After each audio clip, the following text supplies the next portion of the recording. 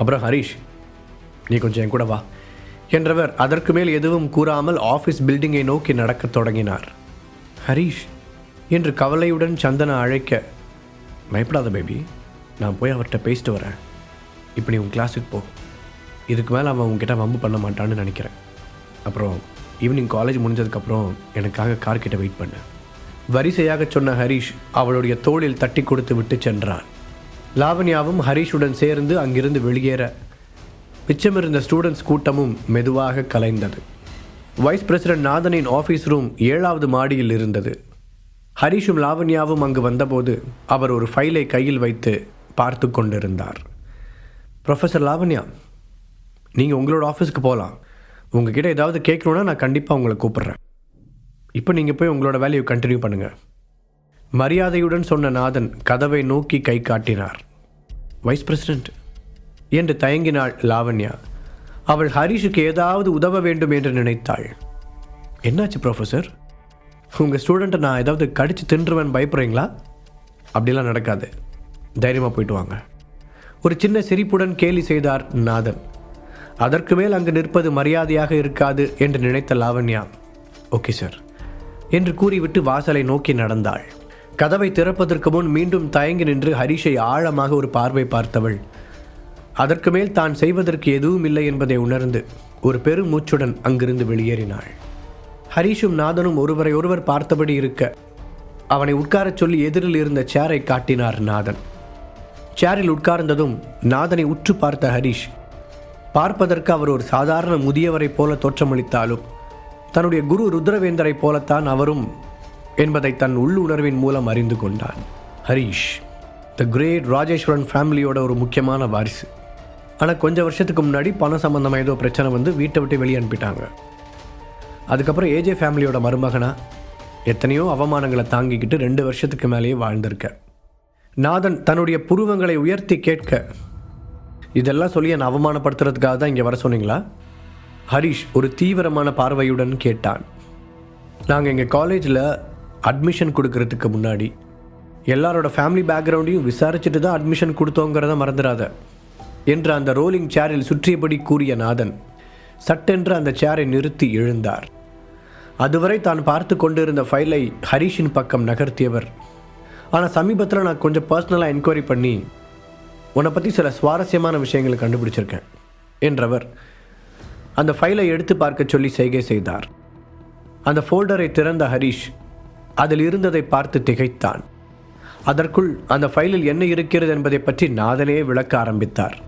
கடந்த சில மாதங்களாக உன்னோட நடவடிக்கைகள் ரொம்பவே மர்மமானதாக மாறியிருக்கு. திடீர்னு ஒரே நிமிஷத்தில் கோடிக்கணக்கில் பணத்தை செலவழிக்கிற சக்தி உனக்கு வந்திருக்கு. சென்னையில் இருக்கிற தீபக், ஐரா, ராபர்ட், பிரசன்னான்னு முக்கியமான ஆளுங்களோட ரொம்ப க்ளோஸ் கான்டாக்டில் இருக்க. நீ சொல்கிறத தலைகளான என்னாவது செஞ்சு முடிக்க அவங்க ரெடியாக இருக்காங்க. அந்த அளவுக்கு உன்னை மதிக்கிறாங்க. அப்புறம் திடீர்னு ஒரு நாள் ரோட்டில் வேணும்னே சண்டை போட்டுட்டு ஜெயிலுக்கு போனேன். அந்த மிரியட்ஸ் அமைப்பை சேர்ந்த ஒரு முக்கியமான ஆளோட நெருக்கமாக இருக்க. இன்னொரு பக்கம் டெவில் கேங்லேயும் உனக்கு முக்கியமான இடம் கிடச்சிருக்கு. பட் 2 இடத்துலையும் உன்னால் எப்படி நல்ல பேர் வாங்க முடிஞ்சதுங்கிற விஷயந்தான் எனக்கு புரியல. சொல்லிக்கொண்டே வந்த நாதன் இடையில் நிறுத்தி ஹரீஷின் ரியாக்ஷனை கவனித்தார். அவனுடைய முகத்தில் எந்த மாற்றமும் தெரியாமல் அப்படியே கல் போல இருக்க, கிரேட், நீ உன்னோட உணர்ச்சிகளை மறைக்கிறதுலையும் திறமசாலி தான் என்றவர் ஹரீஷ் உட்கார்ந்திருந்த சேருக்கு பின்னால் வந்து நின்று அவனுடைய தோளில் கை வைத்தார். அப்புறம் இது எல்லாத்தையும் விட ரொம்ப முக்கியமாக, நிவாரண நிதிக்காக 10 லட்சத்துக்கு மேலே கொடுத்து காலேஜோட ஸ்பெஷல் ரிவார்டு வாங்கியிருக்க. அந்த ஸ்பெஷல் பர்மிஷன் மூலமாக மற்றவங்களுக்கு அனுமதி இல்லாத காலேஜ் லைப்ரரியோட டாப் ஃப்ளோர்ஸுக்கு உன்னால் எப்போ வேணாலும் போக முடியும். இதில் உனக்கு தெரியாத விஷயம் என்னென்னா, நான் வழக்கமாக அந்த லைப்ரரியோட 13வது மாடியில் தான் இருப்பேன் என்று அழுத்தம் கொடுத்து கூறினார். அவ்வளவு நேரம் சலனமே இல்லாமல் இருந்த ஹரீஷின் முகத்தில் முதல் முறையாக ஒரு ஆச்சரியம் தோன்றியது. அப்படியென்றால் அவன் அன்றைக்கு அங்கு சென்றபோது அவர் கவனித்திருப்பாரோ என்ற சந்தேகமும் ஏற்பட்டது. அவனுடைய முகத்தில் தெரிந்த உணர்ச்சிகளை பார்த்து திருப்தியாக புன்னகைத்த நாதன் அவன் சந்தேகப்படுவது உண்மைதான் என்பது போல மீண்டும் பேசத் தொடங்கினார். அந்த லைப்ரரிக்கு வந்தப்போ நீ இதயம் சம்மந்தப்பட்ட ஒரே ஒரு புக்கை மட்டும்தான் செலக்ட் பண்ண. இந்த ஃபீல்டில் ரொம்பவே எக்ஸ்பீரியன்ஸ் இருக்கிற ஆளுங்க மட்டும் புரிஞ்சிக்க முடிகிற அந்த புத்தகத்தை நீ எடுத்தப்பவே நீ சாதாரண ஆள் இல்லைங்கிறத நான் புரிஞ்சுக்கிட்டேன். அப்புறம் எனக்கு உங்ககிட்ட இன்னொரு கேள்வி இருக்குது. அங்கே எத்தனையோ வேல்யூவான புக்ஸ் இருக்கும்போது நீ குறிப்பாக அந்த புக்கை மட்டும் ஏன் செலக்ட் பண்ணேன்னு தெரிஞ்சுக்கலாமா? அதுக்கான பர்டிகுலர் ரீசனை தெரிஞ்சுக்க நான் ரொம்பவே ஆர்வமாக இருக்கேன். கேட்ட அவரின் குரல் நிதானமாக ஒலித்தது. சார், நீங்கள் என்கிட்ட நேரடியாக விஷயத்துக்கு வந்தீங்கன்னா பரவாயில்ல. அவர் கேட்ட கேள்விக்கு பதில் சொல்ல விரும்பாத ஹரிஷ் முடிந்தவரை தைரியமாக தன் மனதில் நினைத்ததை சொன்னான். ஏற்கனவே மிரியேட்ஸ், டெவில் கேங் என்று 2 அமைப்புகளிலும் தனக்கு சம்பந்தம் இருப்பது அவருக்கு தெரிந்திருப்பதைக் கண்டு ஹரிஷ் லேசாக பீதி அடைந்திருந்தான். தன்னுடைய நெருங்கிய நண்பர்களிடம் கூட சொல்லாமல் வைத்திருந்த ரகசியம் அது. இனிமேல் அது ரகசியமாக இருக்கப் போவதில்லை என்பதும் அவனுக்கு புரிந்துவிட்டது. சிறிது நேரம் அமைதியாக இருந்த நாதன் அந்த ஆஃபீஸ் ரூமை சுற்றி நடந்து கொண்டே தன்னுடைய பேச்சை தொடர்ந்தார். கவலைப்படாத ஹரிஷ், நான் சும்மா உன் கூட பேசுறதுக்காக தான் கூப்பிட்டேன் என்று அவர் முடிக்கும் முன்பே குறுக்கிட்ட ஹரிஷ், ஆனால் நீங்கள் நடந்துக்கிறத பார்த்தா வெறுமனே பேச கூப்பிட்ட மாதிரி தெரியல சார் என்றான்.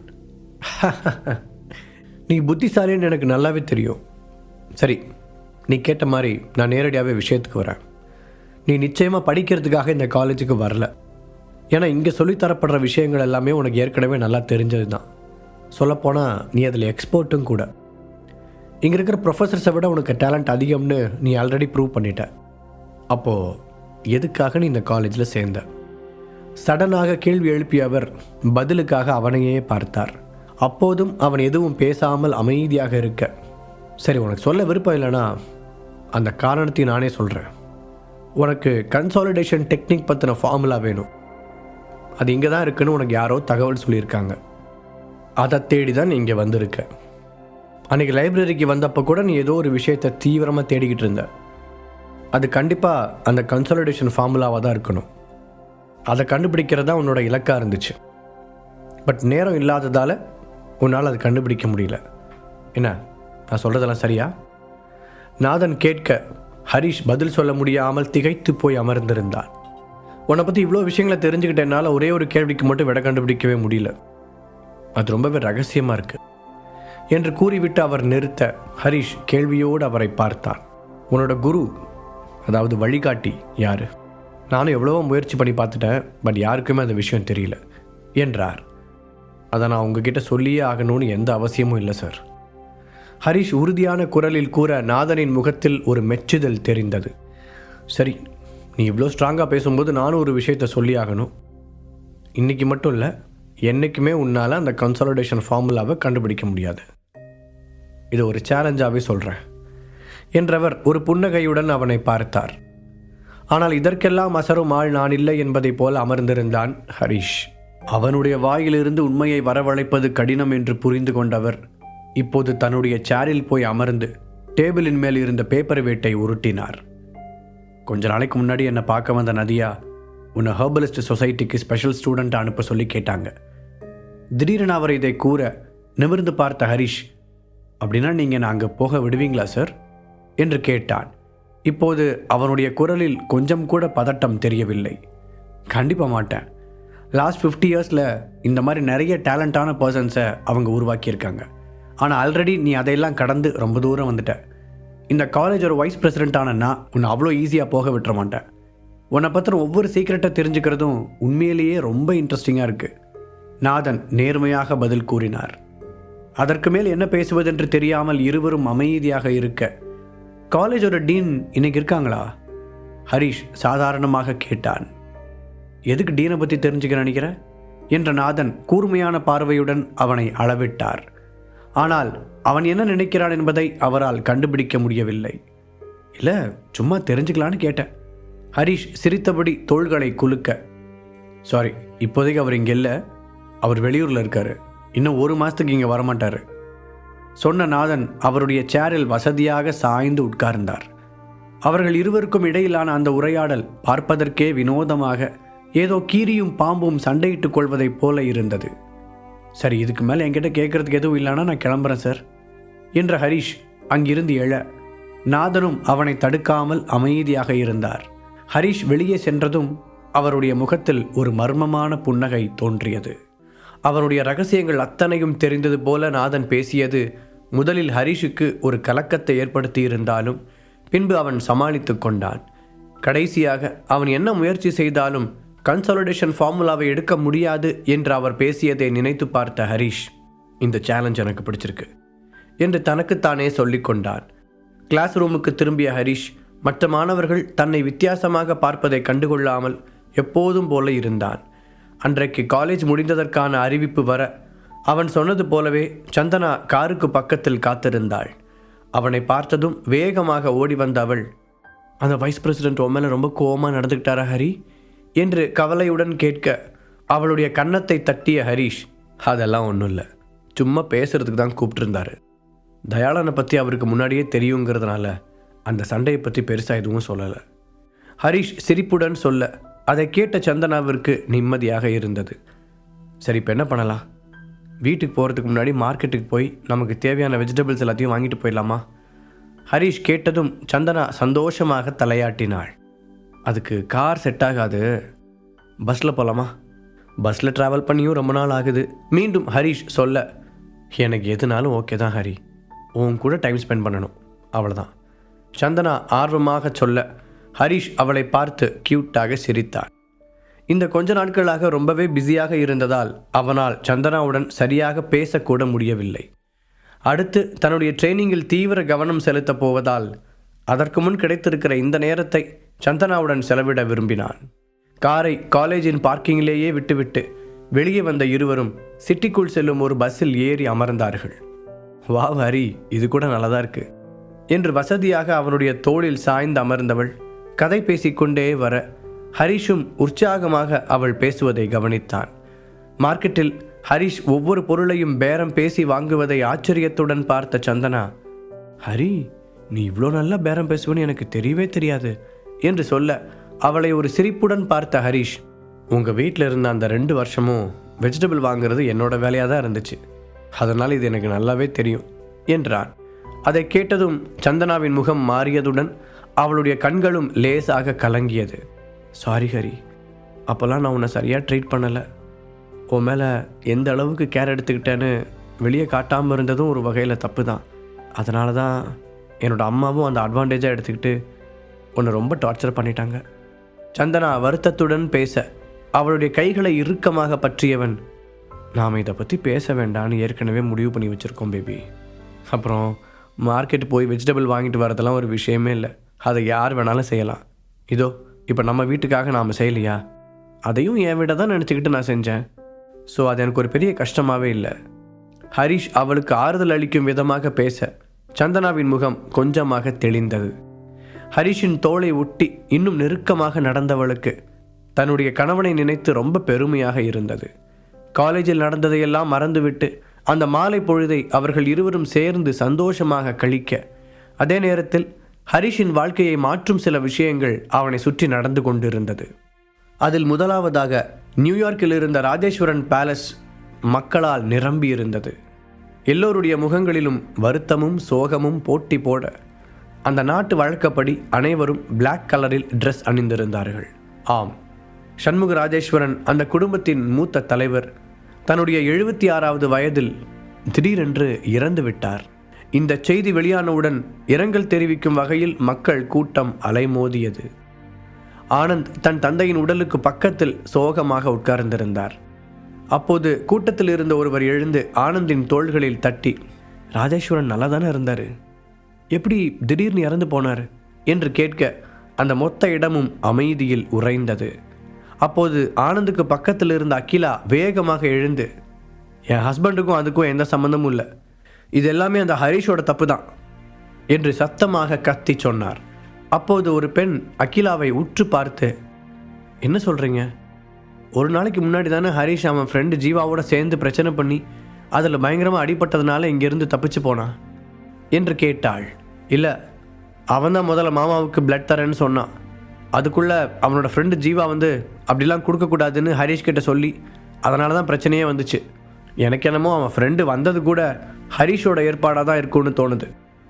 நம்ம முன்னாடி நல்லவ மாதிரி நடிச்சுட்டு முதுகுக்கு பின்னாடி அவன் ஃப்ரெண்டை வச்சு நாடகம் ஆடியிருக்கான். அதுக்கப்புறம் தான் மாமாவோட மனசு ரொம்ப உடஞ்சி போச்சு என்று சொன்னவள், அந்த கவலை தான் அவருக்கு இப்படி ஆயிடுச்சு என்று உருக்கமான குரலில் உண்மை போலவே பேசினாள். அவர்கள் பேசிக்கொண்டு இருக்கும் போதே இரங்கல் செலுத்துவதற்காக இன்னொரு கூட்டம் வர அவர்கள் அமைதியானவர்கள். ஆனால் ராஜேஸ்வரன் அவரோட பேரன் ஹரிஷ் மேலே தானே மற்ற பேரன்களை விட அதிகமான பாசம் வச்சிருந்தாரு என்று இன்னொருவர் பக்கத்திலிருந்து பார்த்தது போல கேட்க, ஆமாம், எங்கள் எல்லாரையும் விட அவன் மேலே தான் அவருக்கு பாசம் அதிகம். அதுக்கெல்லாம் சேர்த்து வச்சு தான் இப்படி செஞ்சுட்டு போயிட்டான். முதல்ல ஆஃபீஸில் இருந்த பணத்தை கையாடல் பண்ணான். அதுக்கப்புறம் மாமா கூடயே நேராக சண்டை போட்டான். அதான் சொன்னேனே, அவனால தான் எல்லா பிரச்சனையும் வந்ததுன்னு. அகிலா தலையில் அடித்து கொண்டு அழுதாள். அவள் ரொம்பவே சாமர்த்தியமாக அந்த கொலை பழியை ஹரிஷின் மீது திருப்பி விட்டு இருந்தாள். இப்போது அங்கிருந்த மொத்த கூட்டமும் ஹரிஷுக்கு எதிராக நின்றது. அவர்களில் யாரை கேட்டாலும் சண்முக ராஜேஸ்வரனின் இறப்பிற்கு ஹரிஷ் தான் காரணம் என்று கூறுவார்கள். அவங்க சொல்றது உண்மையா? ஆனந்தின் பக்கத்தில் நின்றிருந்த யாமினி ஆவேசமாக கேட்க, மெதுவாக அகிலாவை நிமிர்ந்து பார்த்த ஆனந்த் வேறு வழியில்லாமல் ஆமாம் என்று தலையை மட்டும் ஆட்டினார். திடீரென்று அந்த இடத்தில் ஒரு பெரிய சத்தம் கேட்க எல்லோரும் திடுக்கிட்டு பார்த்தார்கள்.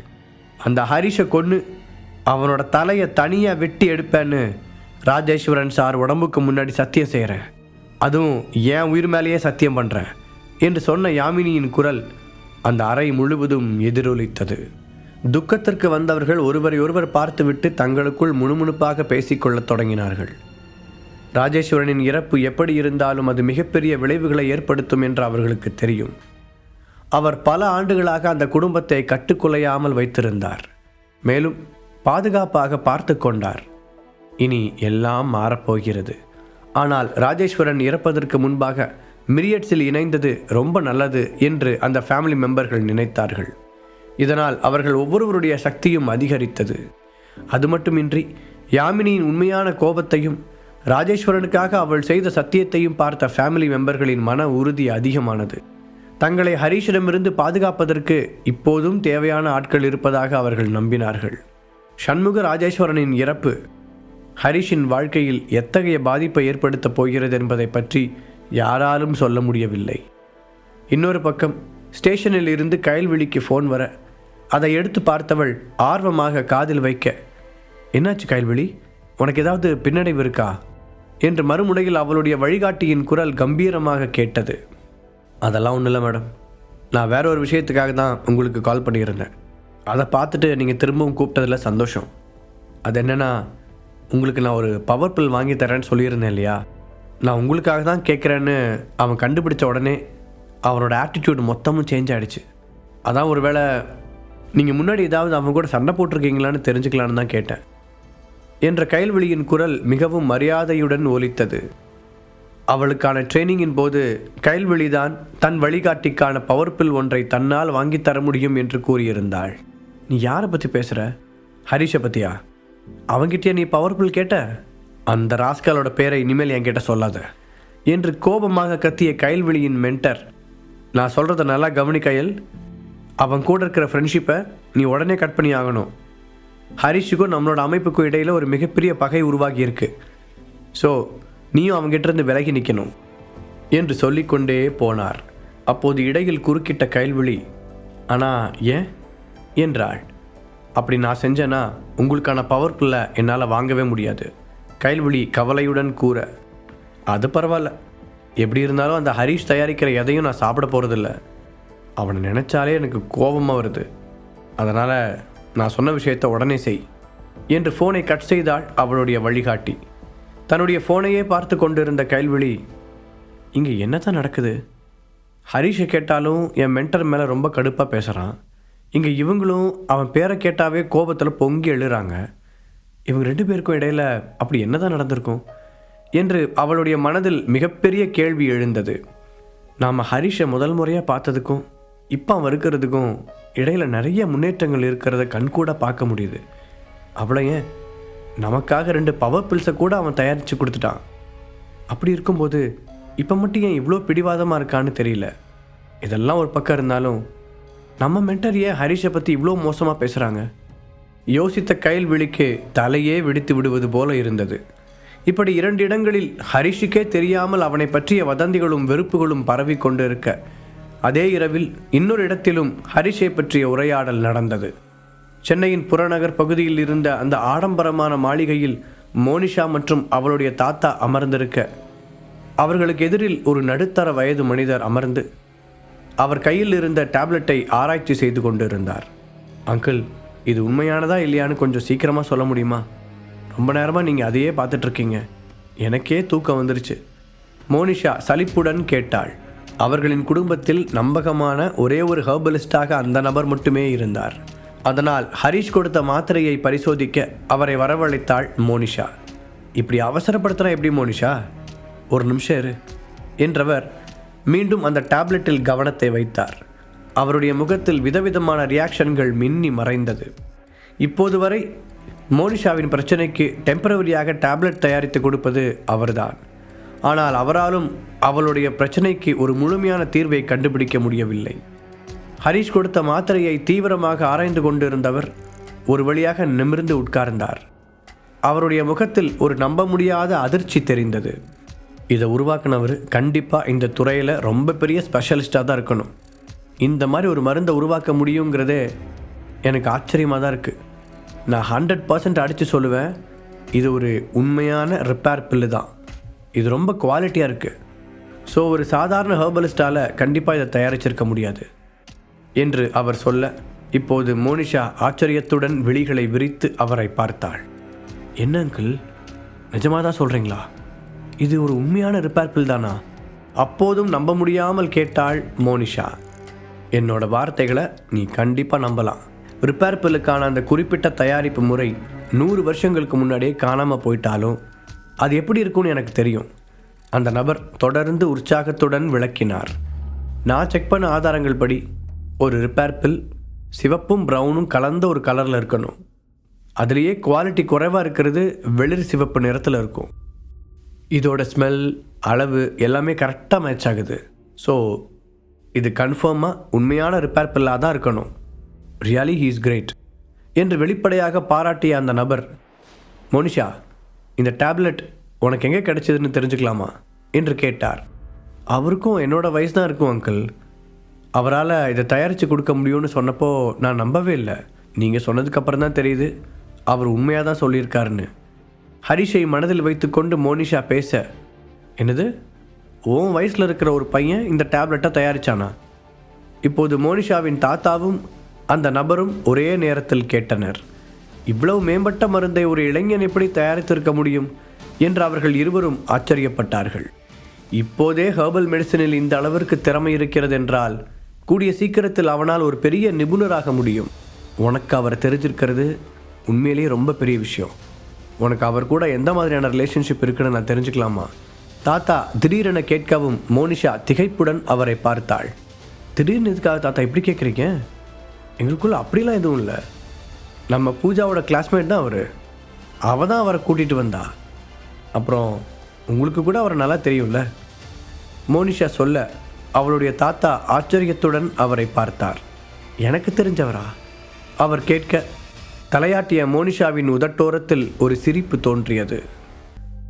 தாத்தா, அவர் உங்களுக்கு கூட நல்லா தெரியும் என்று அவள் கூற தாத்தாவின் முகத்தில் ஒரு குழப்பம் தோன்றியது. நான் ஏற்கனவே அவரை பார்த்துருக்கேனா? யார் இது? எனக்கு எதுவும் ஞாபகம் இல்லையே. அவர் கேள்விகளை அடுக்க, தாத்தா, உங்களுக்கு இப்போ நிறைய ஞாபகம் மருதி வந்துருச்சு.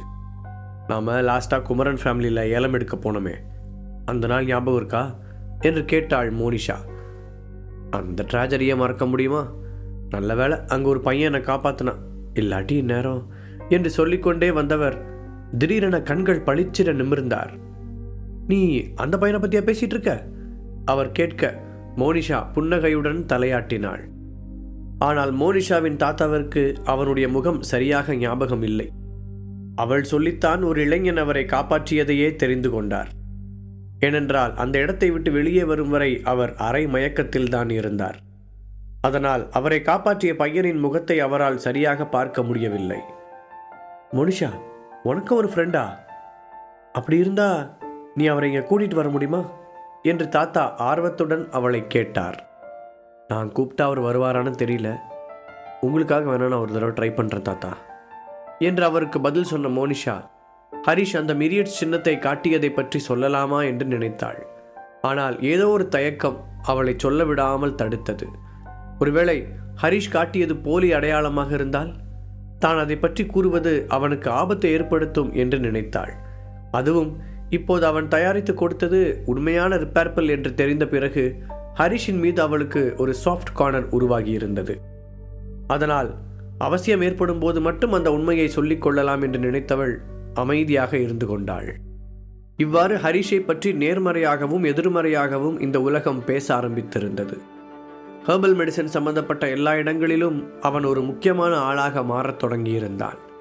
இதை பற்றியெல்லாம் எதுவும் அறியாத ஹரிஷ் அடுத்த நாள் காலையில் எப்போதும் போல சந்தனாவுடன் பேசிக்கொண்டே காலேஜ் கேம்பஸுக்குள் நடந்து வர சர் என்று ஒரு கார் அவர்களை மோதுவது போல ஓவர் ஸ்பீடில் வந்தது. கடைசி நொடியில் அதை கவனித்த ஹரிஷ் வேகமாக சந்தனாவை பிடித்து இழுக்க, இப்போது ஹரிஷ் தான் அந்த காருக்கு நேர் எதிராக இருந்தான். சரியாக அந்த காருக்கும் அவனுக்கும் இடையில் சில இன்ச் இடைவெளிகள் இருக்கும்போது க்ரீச் என்ற சத்தத்துடன் சடன் பிரேக் போட்டு நிறுத்தப்பட்டது அந்த கார். அந்த காட்சியை பார்த்த சந்தனா பயத்தில் மூச்சு விடக்கூட மறந்து போய் நின்றாள். ஹரிஷுக்கு எதுவும் அடிபடவில்லை என்று தெரிந்த பிறகுதான் அவளுக்கு நிம்மதியாக இருந்தது. ஆனால் எந்த பயமும் இல்லாமல் அப்படியே நின்ற ஹரிஷ் நெற்றியில் ஒரு பூர்வச் சுளிப்புடன் அந்த காரையே பார்த்து கொண்டிருக்க, அதன் முன் கதவை திறந்து கொண்டு கம்பீரமாக இறங்கினான் ஒருவன். அவனுக்கு இருந்தால் 30 அல்லது அதை ஒட்டிய வயதாகத்தான் இருக்க வேண்டும். 6 அடிக்கும் குறைவில்லாத உயரத்தில் இருந்த அவனுடைய முகத்தின் இடது பக்கத்தில் உருவத்தின் இறுதியில் தொடங்கி கன்னத்தின் மத்தியில் வரை ஒரு நீளமான தழும்பு இருந்தது. அவனை பார்த்தவுடன் அதுதான் கண்களுக்கு பளிச்சென்று தெரிந்தது. ஆனால் அந்த தழும்பை தவிர்த்து விட்டு பார்த்தால் அவனுடைய முகம் ரொம்ப லட்சணமாக இருந்தது.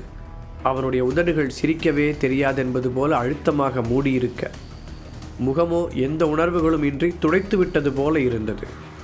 அணிந்திருந்த நேர்த்தியான உடைகள் ஒரு ஜென்டில்மேன் லுக்கை அவனுக்கு தந்தாலும் ஹரிஷின் மீது கூர்மையாக பதிந்த அந்த கண்களில் ஏதோ ஒன்று இருந்தது. அது ஹரிஷுக்குள் இனம் புரியாத ஒரு உணர்வை ஏற்படுத்தியது. என்ன பார்த்து முடிச்சாச்சா? என்னை பற்றி என்ன முடிவுக்கு வந்தீங்கன்னு தெரிஞ்சுக்கலாமா? எடுத்தவுடன் தன்னிடம் அப்படி பேசியவனை ஆச்சரியத்துடன் பார்த்தான் ஹரிஷ். கூடவே அவனுக்கு கோபமும் வந்தது. ஹலோ, யார் நீங்கள்? காலேஜுக்குள்ளே இவ்வளோ ஸ்பீடாக கார் ஓட்டிகிட்டு வரக்கூடாதுன்னு தெரியாதா? அப்படி வந்ததும் இல்லாமல் அதுக்காக ஒரு சாரி கூட கேட்காம ஏதேதோ பேசிகிட்டு இருக்கீங்க. ஹரிஷ் கடுமையான குரலில் கேட்க, எதிரில் இருந்தவனின் உதட்டோரம் லேசாக வளைந்தது. காலேஜாக இருந்தாலும் நான் ரோட்டில் தான் கார் ஓட்டிகிட்டு வந்தேன். அதில் நடந்து வந்தது உங்களோட தப்பு. இதுக்கு நான் எதுக்கு சாரி கேட்கணும்? ஆழ்ந்த குரலில் நிதானமாக கேட்டவனை எரிச்சலுடன் பார்த்தான் ஹரிஷ். முதல்ல யார் நீங்கள்? இந்த காலேஜுக்குள்ளே இது வரைக்கும் உங்களை பார்த்ததே இல்லையே. ஹரிஷ் மீண்டும் கேட்க,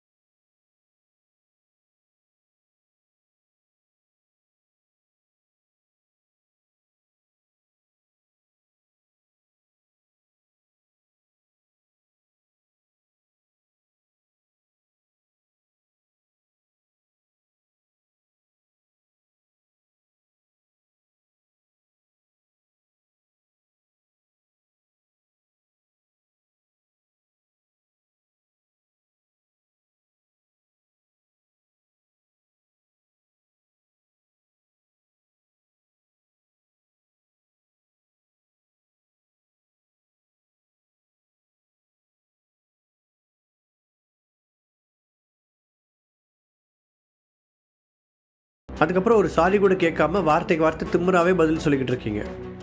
இதுக்கு மேலேயும் நீங்கள் இப்படியே பேசிக்கிட்டு இருந்தால் நாங்கள் மேனேஜ்மெண்ட்டில் தான் கம்ப்ளைண்ட் பண்ண வேண்டி வரும் என்று அந்த புதியவனை பார்த்து தைரியமாக பேசினாள். தயாளனுடன் ஏற்பட்ட பிரச்சனைக்கு பிறகு தன்னுடைய கோழைத்தனம்தான் ஹரிஷுக்கு பெரும் சுமையாக மாறுகிறது என்பதை புரிந்து கொண்டவள் இனிமேல் முடிந்தவரை பழைய சந்தனாவாக தைரியமாக இருக்க வேண்டும் என்று முடிவெடுத்து கொண்டாள். ஃபேமிலி, பிஸ்னஸ் என்று அடுத்தடுத்து விழுந்த அடிகளால் சந்தனா மனதளவில் பலவீனமாக மாறியிருந்தாள். இப்போதுதான் அதிலிருந்து மீண்டு கொஞ்சம் கொஞ்சமாக பழைய நிலைமைக்கு திரும்பிக் கொண்டிருந்தாள்.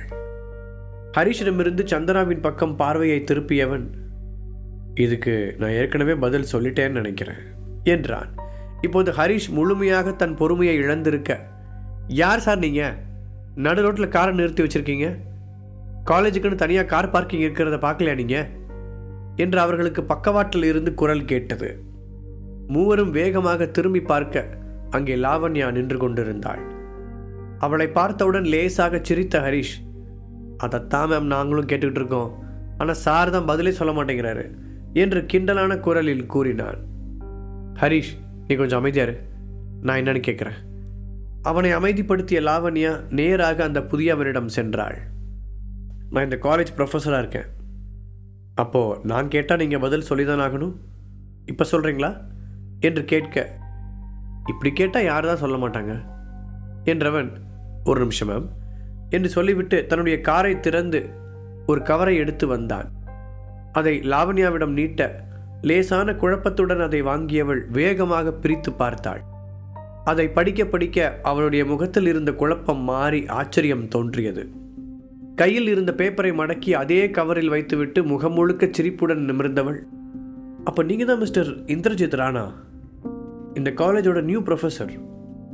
வெல்கம் மிஸ்டர் இந்திரஜித் என்ற லாவண்யா நேற்று ஃபுல்லாக உங்களை பற்றி தான் எங்கள் ஸ்டாஃப் ரூமில் பேசிக்கிட்டு இருந்தாங்க என்று கூற, என்ன வரப்போகிறவன் வடிகட்டின முட்டாள்னு சொன்னாங்களா? இந்திரஜித் சாதாரணமாக கேட்க, அப்படிலாம் இல்லை, வரப்போகிறது பெரிய திமிங்கலம், இந்த ஃபீல்டில் அவருக்கு தெரியாத விஷயமே இல்லை, மற்ற டீச்சர்ஸை அசால்ட்டாக தூக்கி சாப்பிட்ருவார், அந்த அளவுக்கு ஜீனியஸ்னு சொன்னாங்க என்று முகத்தில் இருந்த சிரிப்பு மாறாமல் சொன்னாள் லாவண்யா. திறமையானவர்களை எப்போதுமே அவளுக்கு பிடிக்கும். லாவண்யா சொல்வதை கேட்டுக்கொண்டு இருந்த ஹரிஷ் யோசனையுடன் இந்திரஜித்தை பார்த்தான். ஏனென்றால் அவன் ஹரிஷுடன் பேசிய தோரணை ஏற்கனவே அவனை நன்கு தெரியும் என்பது போலத்தான் இருந்தது.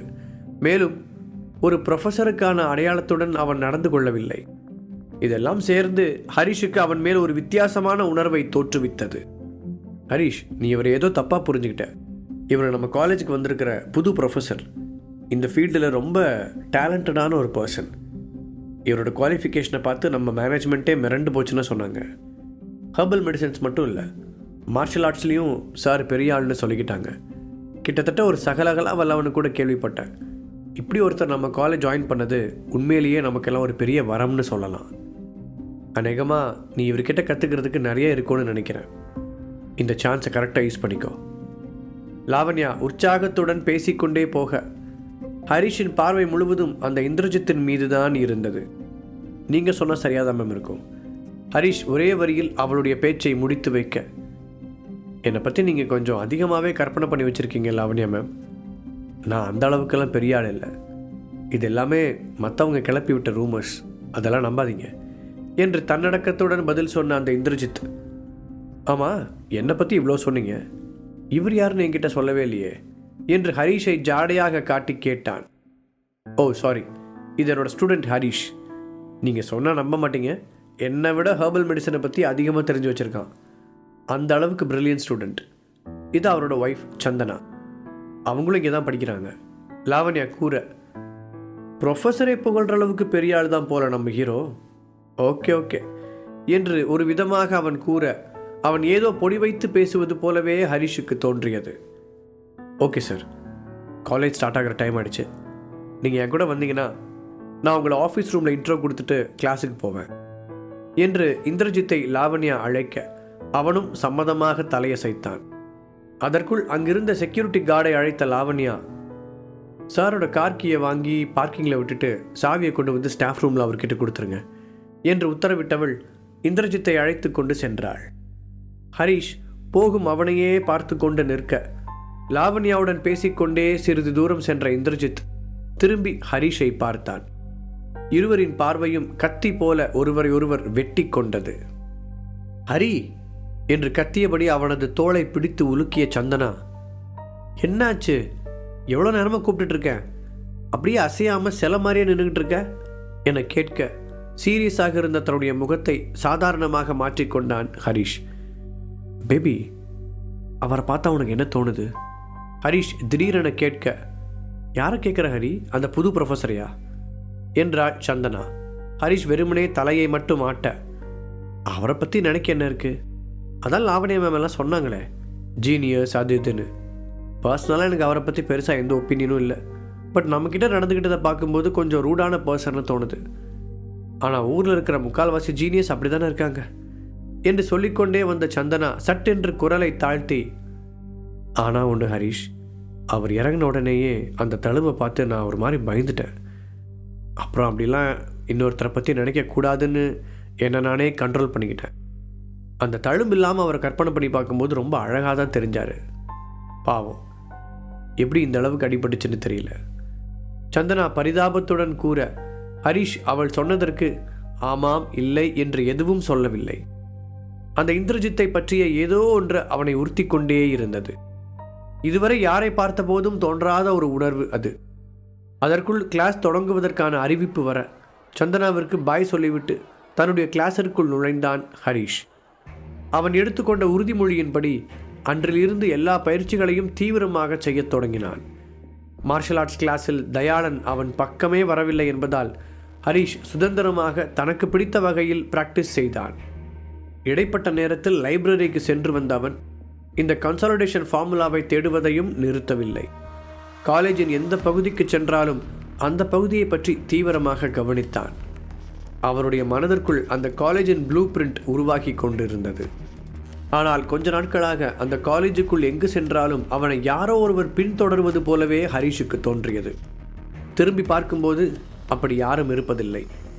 ஒருவேளை வைஸ் பிரசிடென்ட் நாதன் அவனை கண்காணிக்க ஆள் வைத்திருப்பாரோ என்று சந்தேகப்பட்டான் ஹரிஷ். அதே போன்று வந்த ஒரு வாரத்திலேயே இந்திரஜித் அந்த காலேஜில் ஃபேமஸ் ஆனவனாக மாறியிருந்தான்.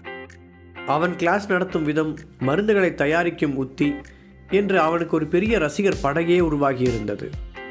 ஹரிஷின் கிளாஸுக்கு அவன் வரவில்லை என்றாலும் காலேஜ் கேம்பஸுக்குள் அவனை அடிக்கடி பார்க்க வேண்டியது இருந்தது. இருவரும் எதிரெதிராக சந்திக்கும் போது அந்த இடத்தில் ஒரு பார்வை மின்னல் வெட்டிவிட்டு தான் செல்லும். ஒருவரையொருவர் எப்போதும் ஆராய்ச்சியுடனே கடந்து சென்றனர். இந்த நிலையில் வீக்கெண்ட் வர நிதானமாக தூங்கி எழுந்த ஹரிஷ் தன்னுடைய கம்பெனி வேலைகளை வீட்டிலேயே அமர்ந்து பார்த்து கொண்டிருந்தான். அவன் அருகில் இல்லாவிட்டாலும் நிகிதா நல்லபடியாகவே அந்த கம்பெனியை நடத்தி செல்வதை பார்த்து அவனுக்கு திருப்தியாக இருந்தது. அப்போது அந்த வீட்டின் காலிங் பெல் அடிக்க எழுந்து சென்று கதவை திறந்தான் ஹரிஷ். அங்கு நின்றிருந்த ஆளை பார்த்து ஆச்சரியத்துடன் கண்களை விரித்தவன், ஹே, நீ எப்படி இங்க என்று கேட்டான். ஜீன்ஸ் டிஷர்ட்டில் துள்ளலாக தெரிந்தவள் பார்ப்பதற்கு ரொம்பவே அழகாக இருந்தாள். சந்தனாவின் தங்கை முறையான அவளுடைய பெயர் அபிநயா. வெளியூரைச் சேர்ந்த அவள் சந்தனாவின் நெருங்கிய உறவுகளில் ஒருத்தி என்பதால் அடிக்கடி அவர்களுடைய வீட்டில் வந்து தங்கிச் செல்வாள். இன்னும் சொல்லப்போனால் சந்தனாவின் உறவுகளிலேயே ஹரிஷை இயல்பாக நடத்திய ஒரே ஆள் அந்த அபிதான். எப்போது அவர்களுடைய வீட்டுக்கு வந்தாலும் ஹரிஷுடன் சகஜமாக வம்பிழுத்து விளையாடுவாள். அவனை எந்த விதத்திலும் தாழ்வாக நடத்த மாட்டாள். ஒரு விதமான மனப்புழுக்கத்துடன் அங்கே வாழ்ந்து வந்த ஹரிஷுக்கு அபியுடைய வருகை ஒரு ஆறுதலாக இருக்கும். அவளுடைய விளையாட்டுத்தனமான கிண்டல் கேலிகளை அவனும் சாதாரணமாக எடுத்துக்கொள்வான். கிட்டத்தட்ட 1 வருடம் கழித்து அவளை பார்த்த ஆச்சரியத்துடன், ஹே அபி, நீ எப்படி இங்க என்று ஹரிஷ் கேட்க, ஏன் மாம்ஸ், நான்லாம் இங்கே வரக்கூடாதா? நீங்கள் தான் என்கிட்ட கூட சொல்லாமல் என் அக்காவை கடத்திட்டு வந்து இங்கே ரகசியமாக ஒழிச்சு வச்சுக்கிட்டீங்க. என்னால் உங்கள் சீக்ரெட் பிளேஸை கண்டுபிடிக்க முடியாதுன்னு நினச்சிங்களா என்று அந்த பெண் கூற சத்தம் கேட்டு சந்தனா வெளியில் வந்தாள். ஏ அபி, எப்படி வந்த? சரி, ஏன் அங்கேயே நிற்கிற, உள்ளவா? சந்தனா உற்சாகமாக அழைக்க, எங்கே உன் ஹஸ்பண்ட் வழி விட்டால் தானே உள்ளே வர முடியும்? அவர் தான் என்னை பார்த்து அதிர்ச்சியில் அப்படியே ஐஸ் கட்டி மாதிரி உறைஞ்சு போய் நிற்கிறாரு.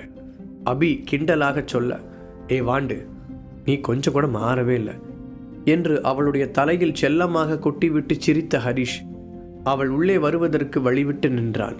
அக்கா, அநேகமாக மாம்ஸுக்கு கண்ணாடி போடணும்னு நினைக்கிறேன். கடைசியாக நான் உங்களை பார்க்க வந்தப்போ ரெட்டஜரை போட்டுட்டு பாவாடை சட்டையில் வந்திருக்கேன். இப்போ அப்படியா இருக்கேன்? இவ்வளோ மாடர்னாக பியூட்டிஃபுல்லாக ஒரு ஏஞ்சல் மாதிரி வளர்ந்துருக்கேன். என்னப்போ இன்னும் அப்படியே இருக்கேன்னு சொல்கிறாரு என்று இடுப்பில் கை வைத்து ஹரிஷை முறைத்து கொண்டே கூறினாள் அபி. மேடம், நீங்கள் எவ்வளோ பெரிய பொண்ணாக வளர்ந்தாலும் எனக்கு எப்பவும் அதே குட்டி வாண்டு தான் என்று அவளுடைய முடியை பிடித்து இழுத்தபடி ஹரிஷ் கூற, போங்க மாம்ஸ், என்னை சினுங்கி விட்டு உள்ளே ஓடினாள் அபி. உள்ளே வந்தவள் கண்களை விரித்து அந்த ஃப்ளாட்டை சுற்றி பார்த்தபடி, மாம்ஸ், இந்த ஃப்ளாட் சூப்பராக இருக்கு என்று சந்தோஷமாக சொன்னவளை ஒரு குழந்தையைப் போல பார்த்தான் ஹரிஷ். ஆமாம், நீ வரேன்னு எங்ககிட்ட சொல்லவே இல்லையே, அப்புறம் எப்படி உனக்கு இந்த அட்ரஸ் கிடச்சிது?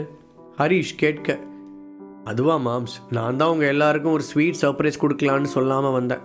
பெரியம்மா கூட சண்டை போட்டுட்டு உங்கள் கூட வந்துட்டதா அக்கா என்கிட்ட சொன்னப்பவே எதுக்கும் இருக்கட்டும்னு இந்த அட்ரஸை வாங்கி வச்சேன். அதான் இன்றைக்கி ஈஸியாக வர முடிஞ்சது.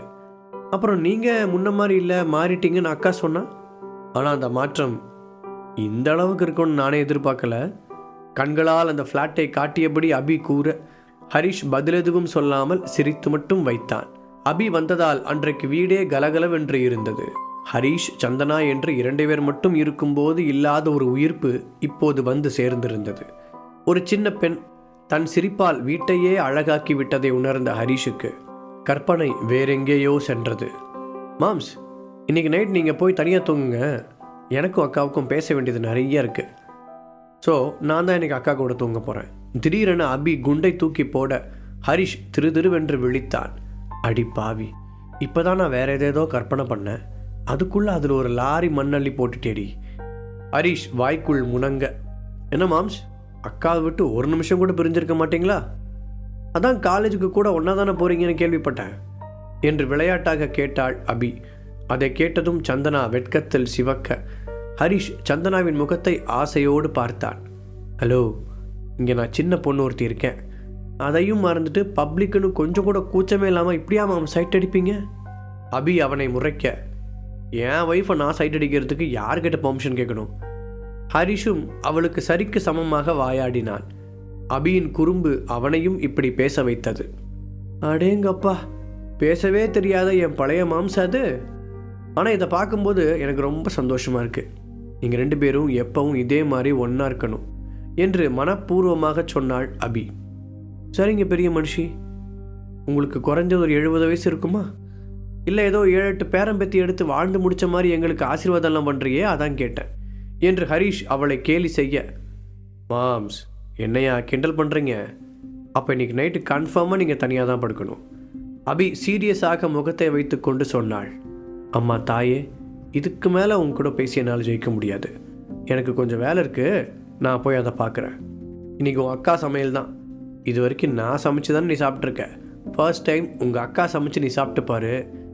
அதுக்கு மேலேயும் நீ உயிரோடு இருந்தேன்னா ஒரு 2 மணி நேரம் கழித்து வந்து உன்னை மீட் பண்ணுறேன். ஹரிஷ் சிரித்து கொண்டே கூற இந்த முறை சந்தனா அவனை முறைத்தாள். நிச்சயம் அங்கிருந்தால் அடுத்து கரண்டியால் தான் அடி வாங்க வேண்டும் என்பதை உணர்ந்தவன் லேப்டாப்பை தூக்கி கொண்டு அவனுடைய ஸ்டடி ரூமுக்குள் ஓடிவிட்டான். அக்கா, மாமாவுக்கு செம ட்ரைனிங் போலையே. நீ சொன்னப்போ கூட நம்பலை, இப்போ நேரில் பார்த்ததுக்கப்புறம் தான் தெரியுது. அவர் இப்படிலாம் பேசி நான் பார்த்ததே இல்லை. அந்த வீட்டில் இருக்கிற வரைக்கும் எப்போ பார்த்தாலும் திலகா பெரியம்மா கிட்ட திட்டு வாங்கிட்டு எதையோ பறி கொடுத்த மாதிரியே இருப்பார். இப்போ பார்த்தா ஆளே மாறி போய் ஜம்முன்னு சிரிச்ச முகத்தோடு இருக்காரு. அப்படி என்ன மந்திரம் போட்ட என்று அவள் சந்தனாவின் பக்கம் திரும்ப, சி போடி, உனக்கு எப்போ பார்த்தாலும் விளையாட்டு தான். ஐயோ, நான் அடுப்பில் பாத்திரத்தை வச்சுட்டு வந்தேன், உன்னை பார்த்த சந்தோஷத்தில் அதை மறந்துட்டேன் என்றபடி சந்தனா கிச்சனை நோக்கி போக அபியும் எழுந்து அவள் பின்னால் போனாள். அக்கா, அப்படின்னா மாம் சொன்ன மாதிரி நீ தான் சமைக்க போறியா? அப்போ நான் உருப்படியாக ஊர் போய் சேர முடியாதா? கிண்டலாக கேட்டுக்கொண்டே அங்கிருந்த சமையல் மேடையில் ஏறி உட்கார்ந்தாள் அபி. ஏண்டி, அவர் தான் வேணும்னே கலாய்க்கிறாருன்னா நீயும் சேர்ந்து கிண்டல் பண்ணிக்கிட்டு? அதெல்லாம் நான் சுமாராகவே சமைப்பேன். அதுவும் இல்லாமல் இங்கே மற்ற நாட்கள் எல்லாம் சமைக்கிறதுக்கு ஆளுங்க இருக்காங்க. இன்றைக்கி வீக்கெண்ட்னால சரி இன்றைக்காவது என் கையால் செய்யலான்னு நான் தான் உங்களுக்கு லீவ் கொடுத்து அனுப்பிட்டேன். அதுக்கு காலையிலேருந்தே ஹரி என்னை கிண்டல் பண்ணிக்கிட்டு இருக்கான். இப்போ நீயும் சேர்ந்துட்டியா? கேட்கவே வேணாம் என்று கோபத்துடன் கூறினாள் சந்தனா. இல்லையே, அப்படிலாம் மாம் சொன்ன அவ்வளோ சீக்கிரம் விட்டு கொடுத்துட மாட்டாரே. உனக்கு சமைக்கவே தெரிலனா கூட 3 நேரமும் அவரே சமைச்சு போட்டு உன்னை நல்லா பார்த்துக்கிட்ட மனுஷன். அவரே இப்படி நொந்து போய் சொல்கிறாருன்னா ஏதாவது பெருசாக சம்பவம் நடந்திருக்கணும்னு என்னோட 7வது அறிவு சொல்லுது. அபி தலையில் தட்டி யோசித்தபடியே கூற சந்தனா அவளை பார்த்து ஹிஹிஹி என்று அசடு வழிய சிரித்தாள். அப்போ நிஜமாவே ஏதோ நடந்திருக்கு. என்ன சொல்லு? அபி மிரட்டும் தோணியில் கேட்க, அது ஒன்றும் இல்லடி, ஒரு நாள் டீ போட்டுகிட்டே சமைச்சிட்டு இருந்தேன்னா அப்போ மறந்து போய் டீ தூளை குழம்புலையும் மிளகாத்தூளை டீலையும் போட்டுட்டேன். அதைத்தான் உன் மாம்ஸ் கிண்டல் பண்ணிட்டு போகிறாரு என்று சந்தனா அன்றைய நிகழ்வை நினைத்து சிரித்தபடி கூற, அடி பாவி, டீத்தூள் கலருக்கும் மிளகா பொடி கலருக்கும் கூடவா உனக்கு வித்தியாசம் தெரியல என்று அபி அதிர்ச்சியுடன் கேட்டாள். அதுவும் மாமா ஏதோ ஸ்பெஷல் டீத்தூள் வாங்கி வச்சிருக்காருன்னு நினச்சிட்டேன். சந்தனா சமாளிக்க, அந்த மிளகாய் பொடியை குடித்த பிறகு ஹரிஷின் முகத்தில் என்ன ரியாக்ஷன் இருந்திருக்கும் என்று கற்பனை செய்து பார்த்த அபி விழுந்து விழுந்து சிரிக்க ஆரம்பித்தாள். பாவங்கா மாம்சு, அவர் ஏன் அப்படி சொல்லிட்டு போனார்னு இப்போதான் தெரியுது. அபி சொல்ல, அடி நீ வேற, ஹரி அந்த டீயை வாங்கி எந்த ரியாக்ஷனுமே காட்டாமல் குடிச்சு முடிச்சிட்டான். அவன் குடித்ததை நம்பி நானும் போய் மிச்சம் இருந்த டீயை குடிக்க நாக்கு வெந்து போய் அப்போ தான் விஷயமே எனக்கு தெரிஞ்சுது.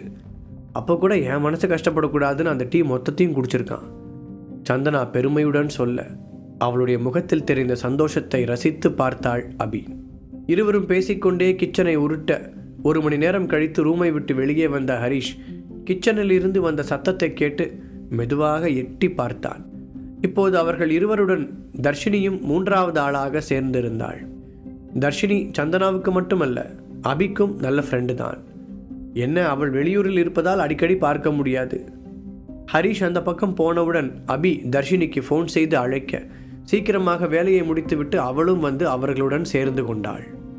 ஏய், மாம்ஸ் வந்துட்டாரு, அபி கத்த. சமையல் மேடையில் உட்கார்ந்திருந்த தர்ஷினி பணியுடன் எழுந்து அவனுக்கு ஹாய் சொன்னாள். என்ன தர்ஷினி, புதுசாக மாம்ஸ் முன்னாடி இவ்வளோ மரியாதையெல்லாம் நடந்துக்கிற? இல்லையே, நீ இப்படிலாம் அவருக்கு ரெஸ்பெக்ட் கொடுக்குற ஆள் இல்லையே.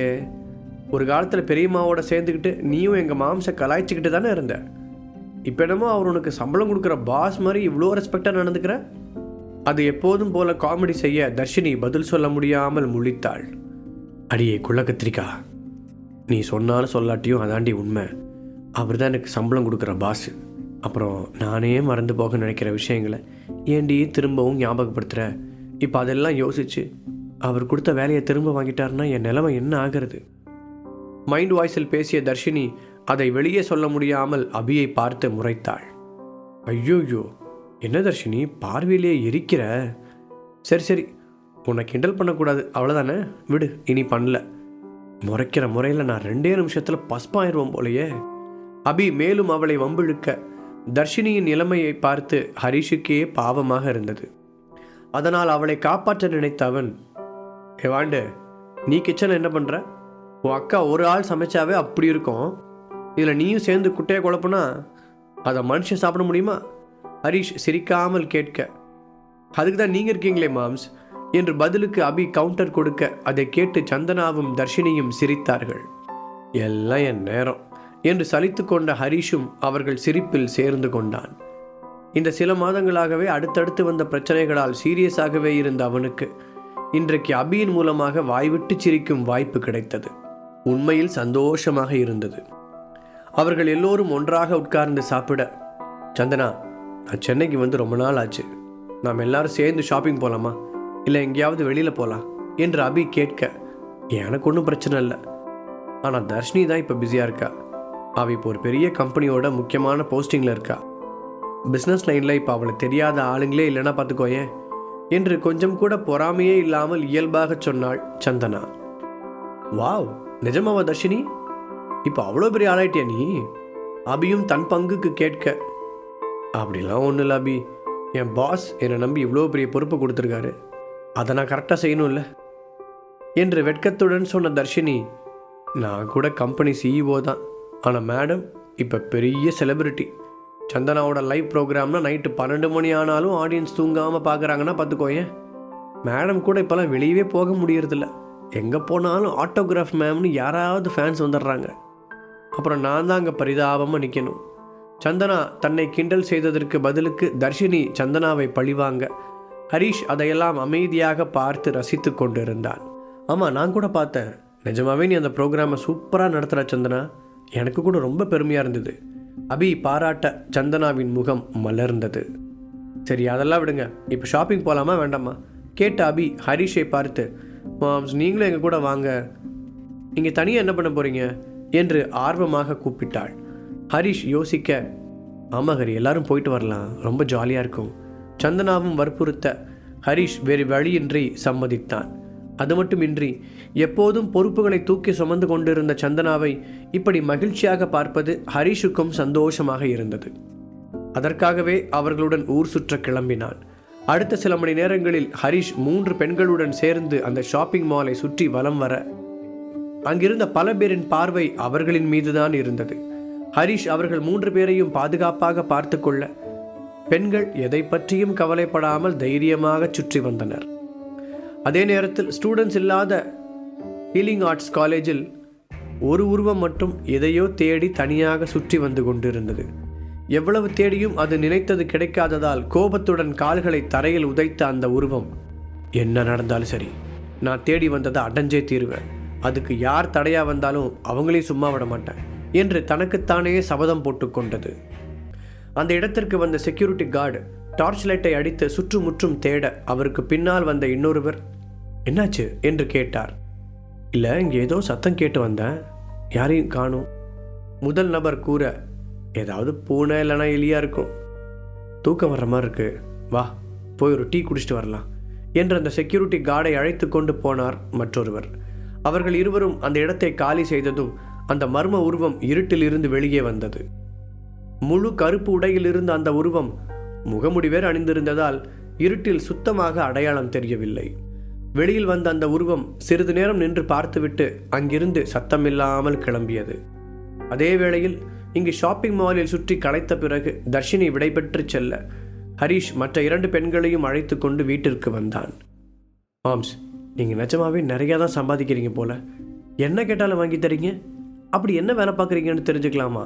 அபி விளையாட்டாக கேட்க, அதெல்லாம் சீக்ரெட், அதை நான் வெளியே சொல்லி எனக்கு போட்டியாக நீ அந்த வேலைக்கு வந்துட்டா என்ன பண்ணுறது? ஹரிஷும் கிண்டலாகவே பதில் சொன்னான். அப்போது ஹரிஷுக்கு ஃபோன் வர அதில் லாவண்யாவின் பெயர் மின்னியது.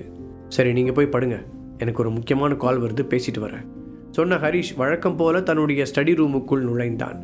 அதன் பிறகு நிதானமாக ஃபோனை ஆன் செய்து காதில் வைத்தவன், சொல்லுங்கள் லாவண்யா மேம், டேப்லெட் எல்லாம் நல்லா தானே வேலை செய்யுது, எதுவும் பிரச்சனை இல்லையே என்று கேட்க, இப்போ நான் அதை பற்றி பேசுகிறதுக்காக கூப்பிடல ஹரீஷ், அடுத்த திங்கட்கிழமை நம்ம காலேஜ் சார்பாக ஒரு முக்கியமான மீட்டிங் இருக்குது, நீ அதில் கலந்துக்கணும்.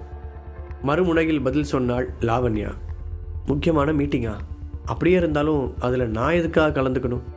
ஹரீஷ் புரியாமல் கேட்க, இன்றைக்கி மதியம் மிரியட்ஸ் அமைப்பை சேர்ந்தவங்க டாப் 10 ஆர்கனைசேஷன்ஸோட லீடர்ஸை கடத்திட்டு போயிருக்காங்க. இதுக்கு பின்னாடி மிஸ்டர் கேசவன் தான் இருக்கார். அவங்க ஒரு பெரிய குழப்பத்தை உண்டு பண்ண நினைக்கிறாங்க. அது மூலமாக இன்னும் மோசமான ஈவில் குரூப்ஸ் உள்ளே கொண்டு வர பார்க்குறாங்க. அதுக்காக தான் இதெல்லாம் பண்ணுறாங்க. லாவண்யா கூற, டாப் 10 ஆர்கனைசேஷன்ஸா? இது யார் புதுசா என்றான் ஹரீஷ். ஹெர்பல் மெடிசன் சம்மந்தப்பட்ட முக்கியமான அமைப்புகள் எல்லாமே சேர்ந்தது தான் டாப் 10 ஆர்கனைசேஷன்ஸ். இது ஒரு சங்கம் மாதிரின்னு வச்சுக்கோங்க. இங்கே ஒருத்தருக்கு ஒருத்தர் பிரச்சனை வராமல் பார்த்துக்கிறதுக்கும் அப்படி ஏதாவது வந்தால் தீர்த்துக்கிறதுக்கும் அங்கே தான் போவாங்க. அதுக்குன்னு சில லீடர்ஸ் இருக்காங்க. இந்த ஆர்கனைசேஷனுக்கு கீழே இருக்கிற எல்லா அமைப்புகளுமே அதுக்கு கட்டுப்பட்டு நடக்கணும். இப்போது அந்த லீடர்ஸை கடத்தி தான் பிரச்சனை பண்ண நினைக்கிறாங்க. லாவண்யா தனக்கு தெரிந்த வகையில் விளக்கமாக சொன்னாள். ஓஹோ, அது சரி, இப்போ இதுக்கும் எனக்கும் என்ன சம்மந்தம்? ஹரீஷ் யோசனையோடு கேட்டான். நான் உனக்கு கால் பண்ணால் அதுக்கு ஏதாவது காரணம் இருக்கும்னு யோசிக்க வேண்டாமா ஹரீஷ்? கூடிய சீக்கிரம் ஹீலிங் ஆர்ட்ஸ் காலேஜில் ஒரு போட்டி நடத்த போகிறாங்க. அதில் யார் ஜெயிக்கிறாங்களோ அவங்க தான் கேசவனை கொல்லணும். எனக்கு தெரிஞ்ச வரைக்கும் உன்னோட வளர்ச்சி ஒரு பெரிய லெவலில் இருக்குது. நீ தயாளன் கூட சண்டை போட்டதுலேயே அது தெரிஞ்சுது. அதனால் நீ இந்த போட்டியில் கலந்துக்கிட்டால் கண்டிப்பாக ஜெயிச்சு இந்த ப்ராப்ளத்தையும் கரெக்டாக ஹேண்டில் பண்ணுவேன்னு நான் நம்புகிறேன். ஸோ நீ இந்த கான்டெஸ்ட்டில் நிச்சயமாக கலந்துக்கணும், லாவண்யா உறுதியுடன் கூறினாள். என்ன, போட்டியில் ஜெயிச்சா ஒருத்தரை கொல்லணுமா? இது என்ன கேட்கவே வினோதமாக இருக்குது. அப்போ இந்த காலேஜை பொறுத்த வரைக்கும் உயிருக்கு எந்த மதிப்பும் இல்லையா? முகத்தை சுளித்தபடி கேட்டான் ஹரீஷ். அவனுக்கு இந்த குழப்பத்தில் கொண்டு போய் தன்னுடைய தலையை கொடுக்க விருப்பமில்லை. ஹரீஷ், எங்களோட நோக்கமே கெட்டதை அழித்து நல்லதை நிலைநாட்டுறது தான். அப்படி பார்த்தா இது கொலை இல்லை. கேசவன் மிரியட்ஸ் அமைப்போட முக்கியமான மெம்பர், அதோட அந்த அமைப்போட தூதுவர்கள்லையும் ஒருத்தர். அவர் எந்த அளவுக்கு பேரழிவை ஏற்படுத்தியிருக்காருன்னு உனக்கு தெரியாது. நாம் அவரை காலி பண்ணால் இந்த முழு உலகமும் பயனடையும்.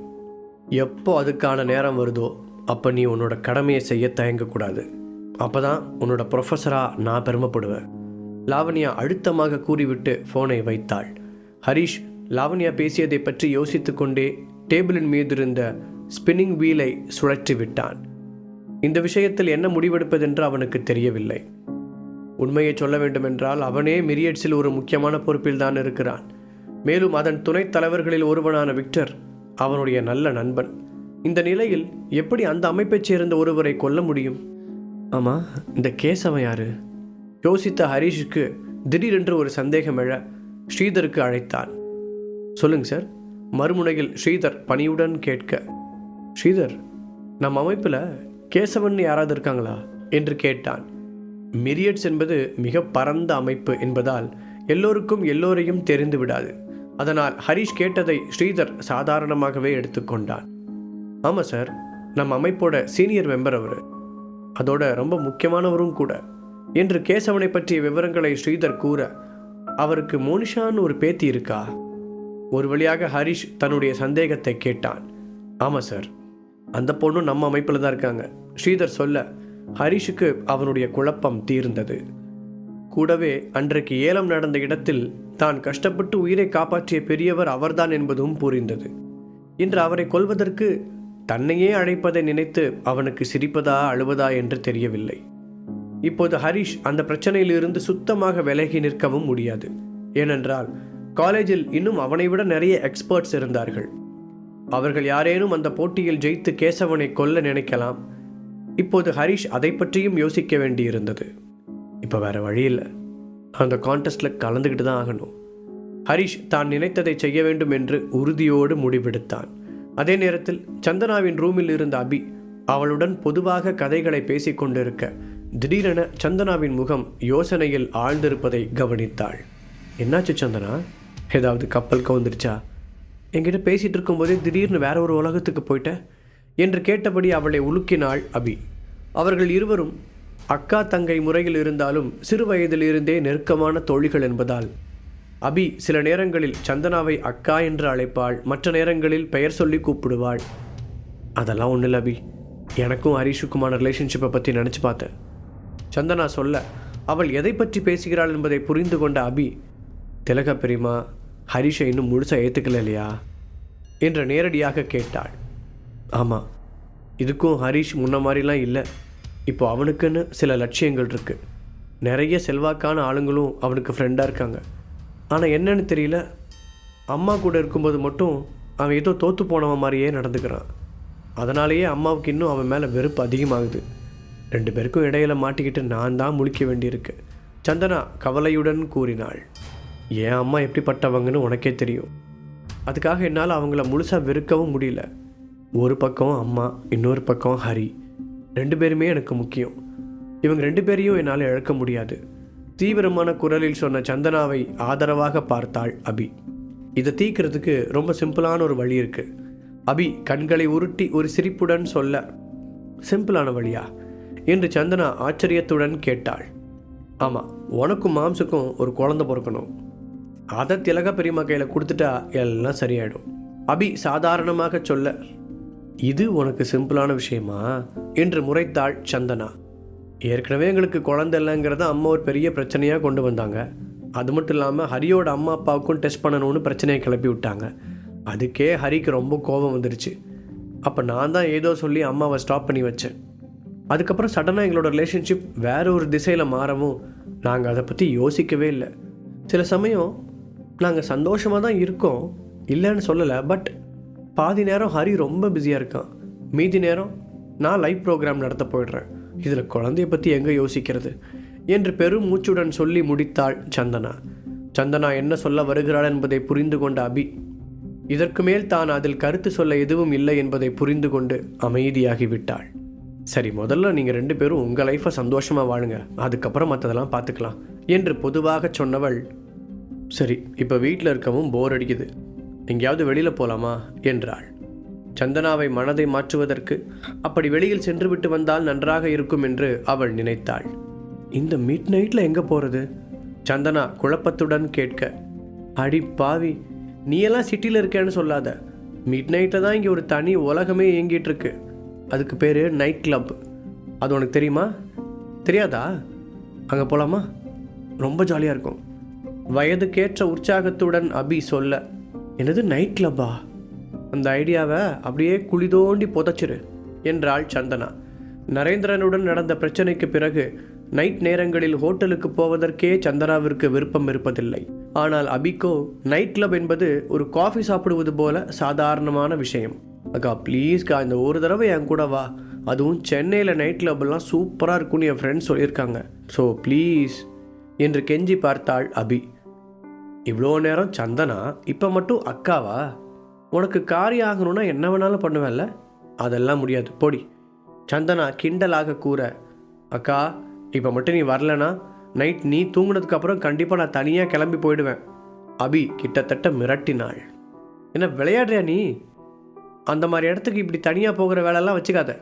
சரி இப்போ என்ன, உனக்கு நைட் கிளப்புக்கு போகணும் அவ்வளோதானே? சரி போகலாம்.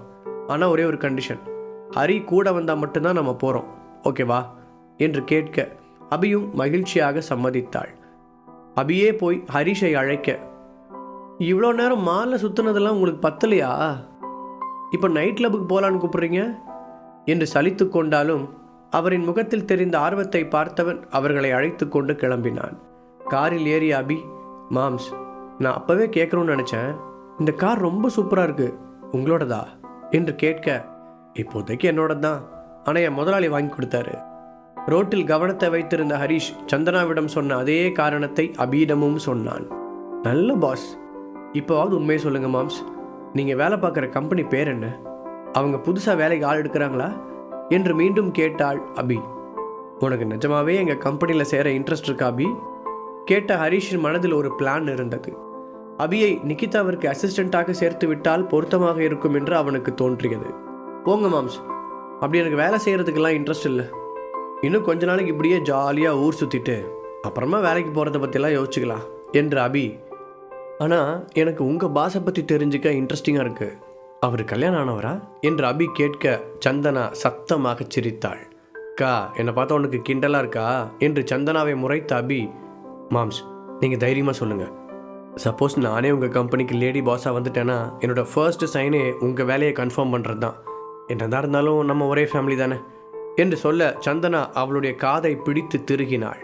அதை பார்த்து சிரித்த ஹரிஷ், சரி சரி, நான் உன்னை என் கம்பெனிக்கு கூட்டிகிட்டு போய் பாஸோட செக்ரட்டரிக்கு இன்ட்ரடியூஸ் பண்ணி வைக்கிறேன். அதுக்கு மேலே அங்கே வேலை வாங்குறது உன்னோட திறமையை பொறுத்து என்று அபியிடம் சொன்னான். அதன் பிறகு ஹரிஷ் அமைதியாக காரை ஓட்ட அடுத்த அரை மணி நேரம் கழித்து 3 பேரும் அந்த பிரபலமான நைட் கிளப்பிற்குள் நுழைந்தனர். அந்த இடம் மியூசிக் சத்தத்துடன் இறைச்சலாக இருக்க இளம் வயது ஆண்களும் பெண்களும் ஒன்றாக கலந்து கொண்டாட்டமாக ஆடிக்கொண்டிருந்தனர். அந்த இடத்தில் ஓரமாக இருந்த டேபிளை காட்டிய ஹரிஷ், நீங்கள் 2 பேர் போய் அங்கே உட்காருங்க, நான் உங்களுக்கு ஏதாவது சாப்பிட வாங்கிட்டு வரேன் என்று அங்கிருந்து நகர்ந்தான். ஐயா என்னக்கா, மாம்ஸ் நைட்டு இப்போ வந்து சாப்பிட வாங்கிட்டு வரேன்னு சொல்கிறாரு, அப்போ ட்ரிங்க்ஸ் எல்லாம் கிடையாதா? அபி மீண்டும் சந்தனாவிடம் விளையாட, உன்னை கொல்ல போகிறேன் பாரு, ஏதோ நைட் கிளப்புக்கு வரணும்னு ஆசைப்பட்ட கூட்டிகிட்டு வந்தாச்சு, கொஞ்ச நேரம் இவங்களோட சேர்ந்து உன்னோட ஆசை தீர ஆடிட்டு வா, வீட்டுக்கு கிளம்பலாம் என்று சந்தனா ஸ்ட்ரிக்டாக சொல்ல அதை கேட்டு அபி கலகலவென்று சிரித்தாள். அப்போது கரடு முரடான தோற்றமுள்ள ஒருவன் அவர்கள் டேபிளை நெருங்கி கையில் இருந்த பீர் பாட்டிலை அதன் மீது வைக்க இரு பெண்களும் அவனை அதிர்ச்சியுடன் பார்த்தனர்.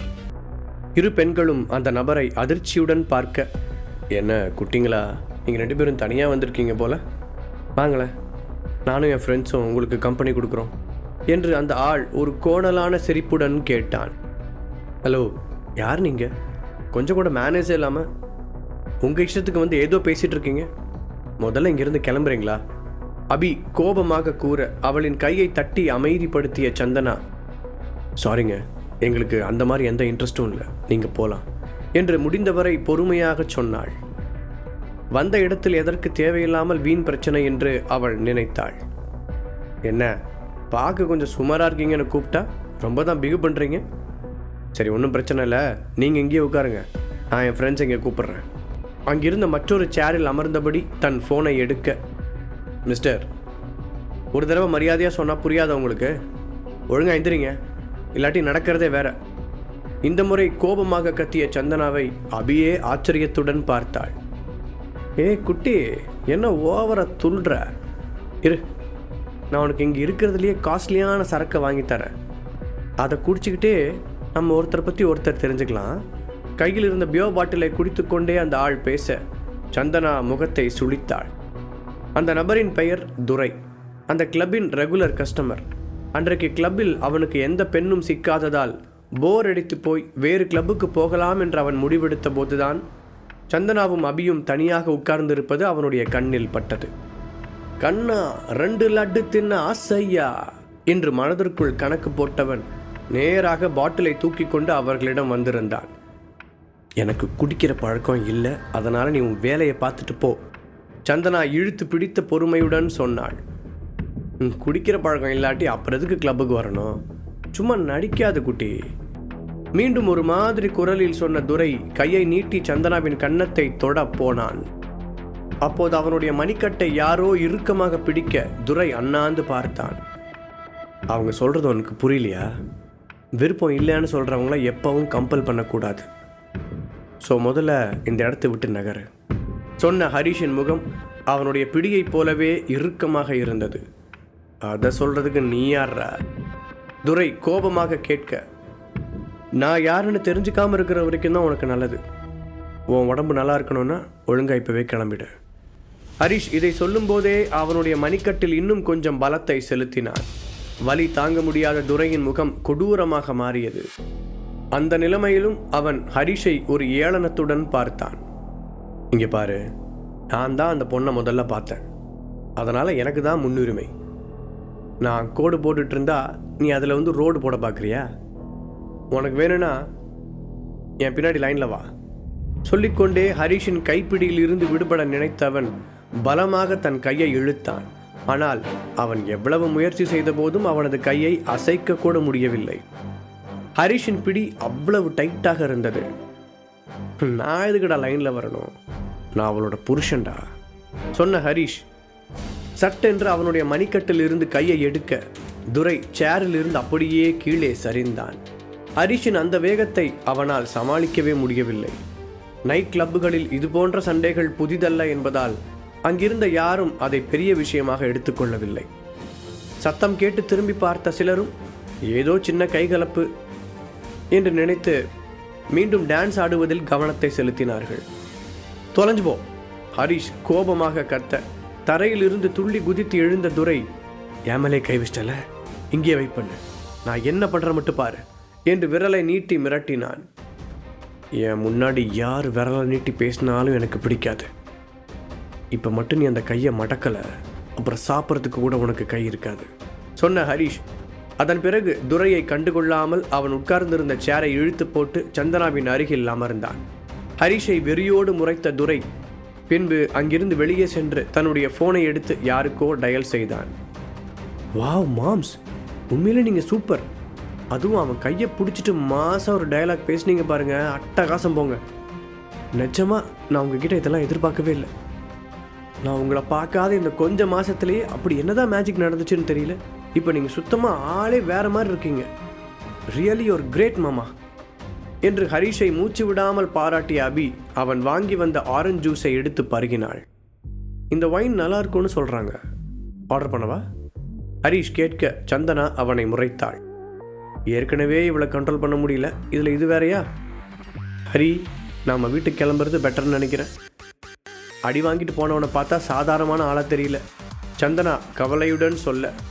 அக்கா, எதுக்கு நீ பயப்படுற? அதான் நம்ம கூட மாம்சம் இருக்கார்ல, எத்தனை பேர் வந்தாலும் அவர் ஒத்தாளாக சமாளிப்பார் என்றாள் அபி. என் பயமே அதாண்டி. உன் மாமாவுக்கு கோபம் வந்தால் கண்ட்ரோல் பண்ணவே முடியாது. இவன் அடிக்கிற அடியில் அவங்களுக்கு ஏதாவது ஆயிடுச்சுன்னா அப்புறம் நாமள போலீஸ் ஸ்டேஷன் போகணும் சந்தனா சலிப்புடன் சொல்ல. அவள் சொன்ன விதத்தை பார்த்து அபி சிரித்தாள். பேபி, இதுக்கெல்லாம் டென்ஷன் ஆகலாமா? எதுவாக இருந்தாலும் நான் பார்த்துக்கிறேன் விடு. ஹரிஷ் அவளை சமாதானம் செய்தான். அபி எழுந்து டான்ஸ் ஆடச் செல்ல சந்தனாவும் ஹரிஷும் அதை பார்த்து ரசித்து கொண்டிருந்தனர். சுமார் 10 நிமிடங்களுக்கு பிறகு வாசலில் பெரிய சலசலப்பு கேட்டது. 10க்கும் மேற்பட்ட அடியாட்கள் கையில் ஆயுதங்களுடன் உள்ளே வந்தனர். அவர்களை பார்க்கும்போதே ரவுடிகள் என்பது வெளிப்படையாக தெரிந்தது.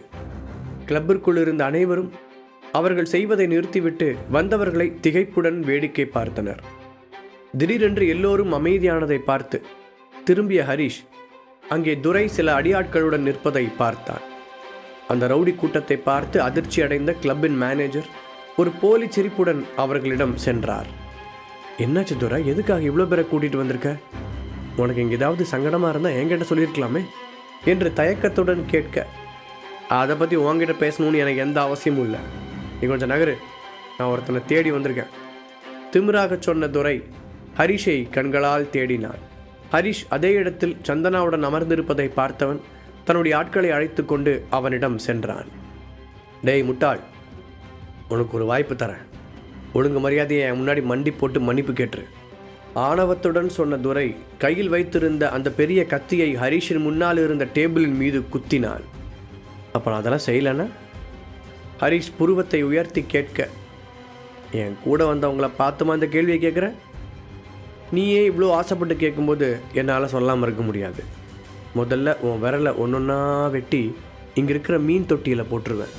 அதுக்கப்புறம் அந்த கையை அப்படியே வெட்டி என் வீட்டு நாய்க்கு இறையாக வீசுவேன் என்ற துரை ஒவ்வொன்றாக சொல்ல சந்தனாவின் முகம் வெளிரியது. அப்போது அவர்கள் பக்கத்தில் வந்த அபி துரை பேசியதை கேட்டு சத்தமாக சிரித்தாள். கொஞ்ச நேரத்துக்கு முன்னாடி என் மாம்சம் கையை பிடிச்சதுக்கே சமாளிக்க முடியாமல் பயந்து ஓடினவனி இப்போ எந்த தைரியத்தில் இப்படியெல்லாம் பேசிகிட்டு இருக்க? முதல்ல அவர் யார், அவரோட பேர் என்னன்னு தெரியுமா உனக்கு என்று கிண்டலாக கேட்டாள். அவள் சொன்னதை கேட்டவுடன் அடியாட்கள் ஒருவர் முகத்தை ஒருவர் பார்த்து கொண்டதுடன் ஹரிஷ் ஏதாவது பெரிய குடும்பத்தைச் சேர்ந்த பையனாக இருப்பானோ என்று அவர்களுக்குள் யோசிக்கத் தொடங்கினார்கள். சிறிது நேரத்தில் சுயநினைவுக்கு வந்த துரை, சரி அதுக்கு முன்னாடி நான் யாருன்னு உனக்கு தெரியுமா என்று கேட்டான். தெரியாது சொன்ன ஹரிஷ், அதை தெரிஞ்சுக்கவும் எனக்கு இன்ட்ரெஸ்ட் இல்லை என்று அலட்சியமாக கூறினான். அவனது முகத்தில் கொஞ்சம் கூட பயத்தின் அடையாளமே இல்லாததை பார்த்து துரை எரிச்சல் அடைந்தான். என்னோட பேர் துரை. நீ எப்போவாவது ஜீவன் பிரபாகரன்ற பெயரை கேள்விப்பட்டிருக்கியா? அவர் வேற யாரும் இல்லை, என்னோட மச்சான் தான் சொன்ன துரையின் முகத்தில் ஒரு அதீத நம்பிக்கை தெரிந்தது. நீ இப்போவாவது நான் யாருன்னு புரிஞ்சிருக்குன்னு நினைக்கிறேன். ஸோ உடனே என்கிட்ட மன்னிப்பு கேளு என்று தோரணையோடு சொன்ன துரையை பார்த்த ஹரிஷ் கஷ்டப்பட்டு தன்னுடைய சிரிப்பை அடக்கி கொண்டான்.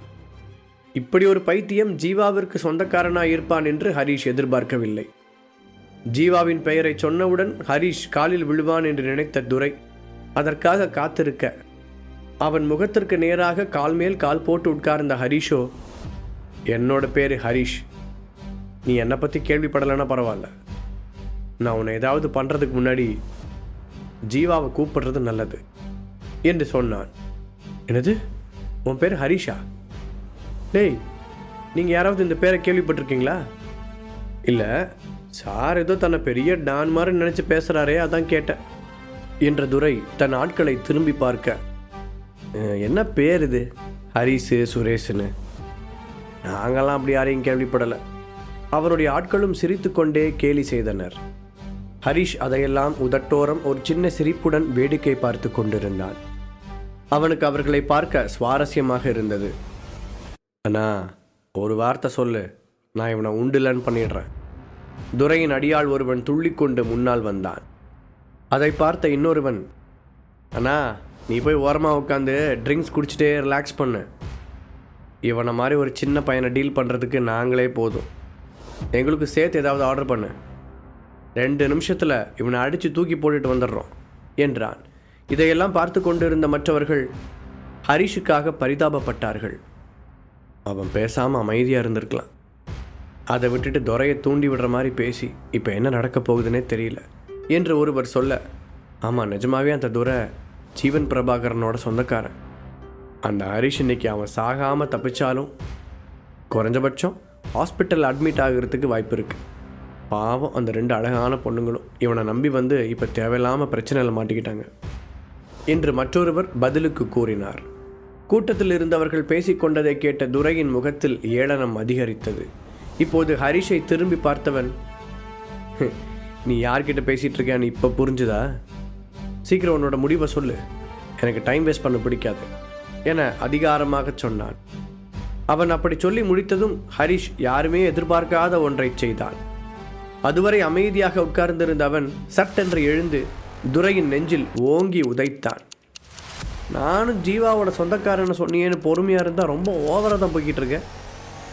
ஜீவாவே என்கிட்ட இப்படி பேச மாட்டான். என் முன்னாடி இப்படிலாம் பேசுறதுக்கு நீ யார் முதல்ல? ஹரிஷ் வெறுப்புடன் துரையை பார்த்து கத்தினான். ஒட்டுமொத்த கிளப்பும் இப்போது அமைதியானது. மியூசிக் கூட நிறுத்தப்பட்டு எல்லோரும் ஹரிஷை அதிர்ச்சியுடன் பார்த்தனர். நடந்ததை பார்த்து பயந்த மேனேஜர் என்ன செய்வதென்று தெரியாமல் தங்களுடைய முதலாளிக்கு அழைக்க ஓடினார். அங்கிருந்த மற்றவர்களும் அவர்கள் கண்களால் பார்த்ததை நம்ப முடியாமல் ஹரிஷையும் கீழே கிடந்த துரையையும் மாறி மாறி பார்த்தனர். என் கண்ணு சரியாக தான் தெரியுதா? அவன் நிஜமாவே துரையை எட்டி உதைச்சானா ஒருவர் கேட்க அங்கிருந்த அனைவருக்குள்ளும் அதே கேள்விதான் ஓடிக்கொண்டு இருந்தது. பிரபாகரன் ஃபேமிலி இதை சும்மா விட மாட்டாங்கன்னு நினைக்கிறேன் என்று ஆளாளுக்கு ஒன்றை பேச அதை கேட்ட அபிக்கே ஒரு மாதிரி இருந்தது. அங்கிருந்தவர்கள் ஜீவாவின் குடும்பத்தை பற்றி பெரிதாக பேச அவர்கள் இந்த பிரச்சனையை சாதாரணமாக முடிக்க விட மாட்டார்களோ என்று நினைத்து அவள் பயந்தாள். இந்த பிரச்சனைக்கு காரணமே தான்தானோ என்ற குற்ற உணர்ச்சி அவளுக்கு உருவானது. ஆனால் இந்த முறை சந்தனா தைரியமாகவே இருந்தாள். ஜீவாவுக்கும் ஹரிஷுக்கும் இடையில் உள்ள நட்பு அவளுக்கு தெரியும் என்பதால் என்ன நடந்தாலும் ஜீவா ஹரிஷின் பக்கம்தான் நிற்பான் என்று உறுதியாக நம்பினாள். அதற்குள் ஹரிஷை பார்த்து கெட்ட வார்த்தை ஒன்றை உதிர்த்த துரை, என்னையே அடிச்சிட்டல, உன்னை கொல்லாமல் விட மாட்டேன், உன் மனசில் என்ன பெரிய இவன் நினைப்பா, டேய் இன்னும் என்னை வேடிக்கை பார்த்துட்டு இருக்கீங்க, சீக்கிரம் வந்து அவனை அடித்து காலி பண்ணுங்கடா, என் கண்ணு முன்னாடி அவன் அடி வாங்கி துடிக்கிறத நான் பார்க்கணும் என்று தன் அடியாட்களுக்கு உத்தரவிட்ட போது அவனால் முழுதாக சொல்ல முடியாமல் இருமல் வந்தது. அப்போதுதான் ஹரிஷின் உதை சாதாரணமானது இல்லை என்று அவனுக்கு தோன்றியது. ஏனென்றால் அவனுக்கு மூச்சு விடவே சிரமமாக இருந்தது. துரையிடமிருந்து ஆர்டர் வந்ததும் அந்த அடியாட்கள் அனைவரும் ஓடி வந்து மொத்தமாக ஹரியை சூழ்ந்து கொண்டு ஒரே நேரத்தில் தங்களுடைய ஆயுதங்களை உயர்த்தினார்கள். சந்தனாவும் அபியும் அதை பார்த்து அதிர்ச்சியில் உறைய அங்கிருந்தவர்களோ அவ்வளோதான், ஹரிஷோட கதை முடிவுக்கு வந்துருச்சு என்று நினைத்தார்கள். கையில் ஆயுதங்களோடு கிட்டத்தட்ட 10க்கும் மேற்பட்டவர்கள் ஒரே நேரத்தில் ஹரிஷை நோக்கி குனிய சந்தனாவிற்கும் அபிக்கும் ஒரு நிமிடம் இதயமே நின்றுவிட்டது. அவர்கள் ஹரிஷின் மீது தங்களது ஆயுதங்களை வீசத் தொடங்க அதைத் தொடர்ந்து அந்த நைட் கிளப் முழுவதும் கூச்சலும் குழப்பமும் ஏற்பட்டது. ஹரிஷை சுற்றி என்ன நடக்கிறது என்பதை யாராலும் சரியாக பார்க்க முடியவில்லை. சில நிமிடங்களுக்கு பிறகு அந்த அடியாட்கள் எல்லோரும் தரையில் சிதறி கிடக்க நடுவில் நின்ற ஹரிஷ் தன்னுடைய மணிக்கட்டை முறுக்கி கொண்டிருப்பதை பார்த்த பிறகுதான் அவர்களுக்கு என்ன நடந்திருக்கும் என்பதே புரிந்தது. கீழே விழுந்த அடியாட்கள் அடிபட்ட கைகளையும் கால்களையும் பிடித்து கொண்டு வலியில் அலற வேடிக்கை பார்த்து கொண்டிருந்த கூட்டம் இப்போது ஹரிஷை ஒரு பேயை கண்டது போல நம்ப முடியாத அதிசயத்துடன் பார்த்தனர். நான் உன்னை முதல்லையே போக சொன்னேன், ஆனால் நீ தான் திரும்ப வந்து பெரிய இவன் மாதிரி பேசின, அதனால் எனக்கு வேறு வழி தெரியல. இப்படி என்ன பண்ணுற, ஒரு டிப்பர் லாரியை வர சொல்லி வாளுங்களை அள்ளி போட்டுட்டு போ. ஹரிஷ் அலட்சியமான குரலில் கூற துரைக்கு உள்ளுக்குள் நடுங்க ஆரம்பித்தது. அப்புறம் நீ மட்டும் ஏன் இன்னும் அடி வாங்காமல் முழுசாக நின்றுக்கிட்டு இருக்கேன்னு தெரியுமா? ஹரிஷ் மறுபடியும் கேட்க துரை தெரியாது என்று தலையை ஆட்டினான். நீ ஜீவாவோட சொந்தக்காரன்னு சொன்ன ஒரே வார்த்தை தான் அதுக்கு காரணம் என்ற ஹரிஷ் அங்கு ஒரே சத்தமாக இருந்ததால் கொஞ்சம் தள்ளி சென்று அவனே ஜீவாவை ஃபோனில் அழைத்தான். முதல் ரிங்கிலேயே ஃபோனை எடுத்த ஜீவா, ஹரிஷ் நீ எதையும் சொல்லணும்னு அவசியம் இல்லை, எனக்கு ஆல்ரெடி நியூஸ் தெரியும், நான் அங்கே தான் கிளம்பி வந்துட்டுருக்கேன் என்று அவசரமாக சொல்ல, அப்படின்னா ரொம்ப சந்தோஷம், இங்கே ஒருத்தன் உன்னோட மச்சான்னு சொல்லி என்கிட்ட தேவையில்லாமல் பிரச்சனை பண்ணிகிட்டு இருக்கான் என்ற ஹரிஷின் குரல் உணர்ச்சியற்று ஒலித்தது. சரி நண்பா, எனக்காக நீ கொஞ்ச நேரம் மட்டும் வெயிட் பண்ணு, நான் சீக்கிரமாக அங்கே வந்துடுறேன் பதில் சொன்ன ஜீவா ஃபோனை கட் செய்தான். அவனிடம் பேசிவிட்டு திரும்பிய ஹரிஷ் சந்தனாவின் முகத்தை பார்த்து, பயந்துட்டியா பேபி என்று கேட்டான். இப்போதுதான் சந்தனாவிற்கு சுயநினைவே வந்தது. ஹரிஷால் நன்றாக சண்டை போட முடியும் என்று அவளுக்கு தெரிந்தாலும் சில நிமிடங்களில் இவ்வளவு பெரிய கூட்டத்தை அடித்து போடும் அளவிற்கு அவன் சக்தி வாய்ந்தவனாக இருப்பான் என்று அவள் எதிர்பார்க்கவில்லை. மாம்ஸ், நீங்கள் நிஜமாவே இவ்வளோ பெரிய ஒரே ஆளாக தோக்கடிச்சிட்டிங்களா? அபி நம்ப முடியாமல் கேட்டாள். உனக்கு எப்படி தோணுது, நான் அடிச்சிருக்க மாட்டேன்னா? ஹரிஷ் விளையாட்டாக கேட்க, அச்சோ அப்படிலாம் இல்லை மாம்ஸ், நீங்கள் இவ்வளோ பவர்ஃபுல்லாக இருக்கீங்க அப்படிங்கிற ஷாக்லேருந்தே என்னால் இன்னும் மீண்டு வர முடியல, அதனால தான் அப்படி கேட்டுட்டேன். அபி அவசரமாக பதில் சொன்னாள். கொஞ்ச நேரத்திற்கு முன்பாக சந்தனாவைப் போல அவளும் ஹரிஷுக்காக பயந்து கொண்டுதான் இருந்தாள். முழு கதையையும் கேட்டு மகிழ பாக்கெட் FM ஆப்பை டவுன்லோட் செய்யுங்கள். லிங்க் டிஸ்கிரிப்ஷனில் கொடுக்கப்பட்டுள்ளது.